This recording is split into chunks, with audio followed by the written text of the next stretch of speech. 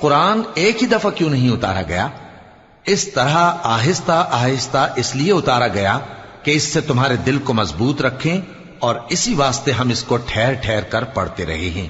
اور یہ لوگ تمہارے پاس جو اعتراض کی بات لاتی ہیں، ہم تمہارے پاس اس کا معقول اور خوب واضح جواب بھیج دیتے ہیں۔ جو لوگ اپنے چہروں کے بل دوزخ کی طرف جمع کیے جائیں گے، ان کا ٹھکانہ بھی برا ہے اور وہ رستے سے بھی بہکے ہوئے ہیں۔ اور ہم نے موسیٰ کو کتاب دی اور ان کے بھائی ہارون کو مددگار کے طور پر ان کے ساتھ کر دیا۔ پھر ہم نے کہا کہ دونوں ان لوگوں کے پاس جاؤ جنہوں نے ہماری آیتوں کی تکذیب کی۔ آخر ہم نے ان کو پوری طرح ہلاک کر دیا۔